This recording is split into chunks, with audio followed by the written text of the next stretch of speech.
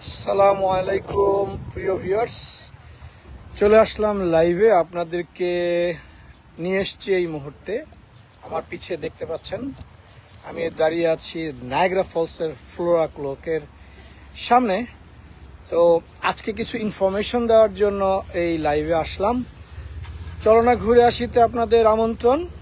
আমার যারা ফলোয়ার যারা আছেন তাদের সকলকে আজকের এই ভিডিওতে আমন্ত্রণ জানাচ্ছি।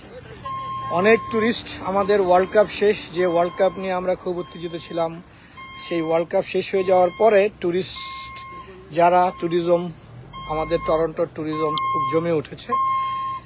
তো সেই ট্যুরিজমের জন্য আজকে চলে আসলাম এই মুহূর্তে নায়াগ্রা ফলসের ফ্লোরা ক্লোকে।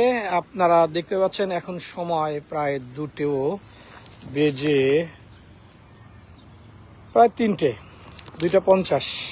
প্রায় 3টে বাজতে চলছে। তো এরই মুহূর্তে দেখতে পাচ্ছেন আমার এই পাশে রয়েছে পাওয়ার হাউস থেকে একটু এই পাশে দেখতে পাচ্ছেন যে দুদিকে সারি সারি সুন্দর গাছ, ফুলের গাছ, এবং অনেক ভিজিটর ট্যুরিস্টের সমাগম ঘটেছে। তো আপনারা দেখতে পাচ্ছেন এখানে।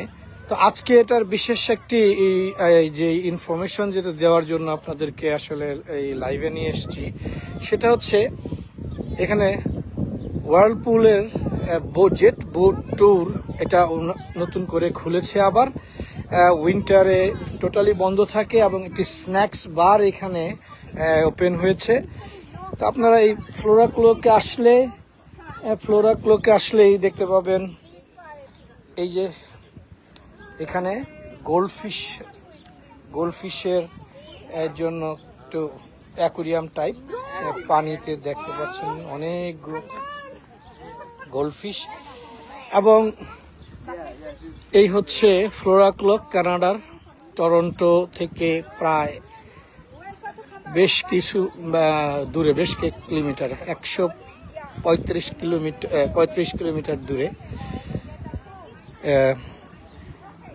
এখানে এই ফ্লোরা ক্লকের পাশে রয়েছে আপনার বারবিকিউ করার জায়গা, বসে খাবারের জায়গা, এবং বিশাল জায়গা জুড়ে সময় কাটানো এবং খুব মনোরম পরিবেশ, সবুজে ঘেরা এই মুহূর্তে।